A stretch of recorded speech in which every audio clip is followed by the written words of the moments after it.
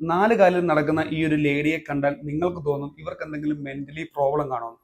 പക്ഷേ ഇത് കോഡ്രോബിക്സ് എന്ന് പറയുന്ന ഇപ്പോഴത്തെ ഒരു ഫിറ്റ്നസ് ട്രെൻഡാണ്. നമ്മളുടെ ഫുൾ ബോഡി സ്ട്രെങ്ത് കൂട്ടാനും അതുപോലെ കോർഡിനേഷൻ, നമ്മളുടെ എബിലിറ്റി, ഫ്ലെക്സിബിലിറ്റി ഒക്കെ കൂട്ടാനും ഈ ഒരു എക്സസൈസ് ഹെൽപ്പ് ചെയ്യുന്നു എന്ന് ഇവർ അവകാശപ്പെടുന്നു. എന്നാൽ ചില ആളുകളൊക്കെ പറയുന്നത് ഇതൊരു സോഷ്യൽ മീഡിയ ട്രെൻഡ് മാത്രമാണ്, ഇവർ മറ്റുള്ളവരെ കാണിക്കാൻ വേണ്ടിയിട്ടാണ് ഇങ്ങനത്തെ വീഡിയോസ് ചെയ്യുന്നത്, അല്ലാതെ ഇതുകൊണ്ട് യാതൊരു പ്രയോജനവും ഇല്ലെന്നാണ്. എന്നാൽ എന്റെ അഭിപ്രായത്തിൽ ഇത് വളരെ നല്ലൊരു എക്സസൈസ് ആണ്. നിങ്ങൾക്ക് മനസ്സിലാവാൻ വേണ്ടി ഞാനിപ്പോൾ വെയിറ്റ് ലോസിന്റെ കാര്യം തന്നെ എടുക്കാം.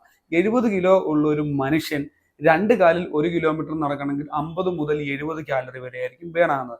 പക്ഷേ 70 കിലോ ഉള്ള സെയിം വ്യക്തി 1 കിലോമീറ്റർ 4 കാലിൽ നടക്കുകയാണെങ്കിൽ 80 മുതൽ 120 കാലറി വരെ ബേൺ ആവും. സോ ഈ കോഡ്രോബിക്സ് എക്സസൈസ് മനുഷ്യന്റെ ഫങ്ഷണൽ മൂവ്മെന്റ് സ്കില്ല് ഇംപ്രൂവ് ചെയ്യാനും അതുപോലെ ബാക്ക് പെയിനും മസിൽ സ്റ്റിഫ്നെസ്സും ഒക്കെ കുറയ്ക്കാനും ഹെൽപ്പ് ചെയ്യുന്നു. ഉദാഹരണത്തിന് 8 മണിക്കൂർ ഇരുന്നുകൊണ്ട് ജോലി ചെയ്യുന്ന ആളുകളുടെ ഏറ്റവും ആദ്യം ടൈറ്റ് ആകുന്ന 2 മസിൽസ് ആണ് ഹാംസ്ട്രിങ്സും അതുപോലെ ലോവർ ബാക്കും. ഈ 2 മസിലുകൾ റിലാക്സ് ചെയ്യാനും സ്ട്രെച്ച് ചെയ്യാനും നമ്മളെ ഈ ഒരു വാക്കിംഗ് ഹെൽപ്പ് ചെയ്യുന്നുണ്ട്. അപ്പോൾ സ്വാഭാവികമായിട്ടും നമുക്കൊക്കെ ഒരു സംശയം തോന്നും, മനുഷ്യൻ ഈ 4 കാലം നടന്നിരുന്നെങ്കിൽ ഒത്തിരി കാലറി ബേൺ ആയതിനെ 2 കാലം നടന്നതുകൊണ്ടാണ് നമ്മളെല്ലാവരും വണ്ണം വെക്കാനുള്ള കാരണമെന്ന്. എന്നാൽ മനുഷ്യൻ സർവൈവ് ചെയ്യാനുള്ള പ്രധാനപ്പെട്ട കാരണം തന്നെ മനുഷ്യൻ 2 കാലിൽ നിന്നുകൊണ്ടാണ്. കാരണം നമുക്ക് വളരെ കുറച്ച് എനർജി മാത്രം മതി, നമുക്ക് ഒരുപാട് ദൂരം സഞ്ചരിക്കാം. അങ്ങനെ നമ്മൾ ഒരുപാട് ഭൂഖണ്ഡങ്ങൾ കീഴടക്കി. മനുഷ്യനാണ് ഏറ്റവും കൂടുതൽ എൻഡുറൻസ് ഉള്ളൊരു മൃഗം. അതിന്റെ പ്രധാനപ്പെട്ട കാരണം നമ്മൾ 2 കാലിൽ നടക്കുന്നതുകൊണ്ട് കുറച്ച് എനർജി യൂസ് ചെയ്യുന്നത് കൊണ്ടുമാണ്. ഇങ്ങനെ 2 കാലിൽ നടന്ന് നമ്മൾ എനർജി സേവ് ചെയ്തതുകൊണ്ടാണ് നമ്മളുടെ ബ്രെയിൻ ഒരുപാട് ഡെവലപ്പ് ആക്കാനുള്ള കാലറി അല്ലെങ്കിൽ എനർജി നമുക്ക് വന്നതും ഇന്ന് ഈ കാണുന്ന നിലയിലേക്ക് നമ്മൾ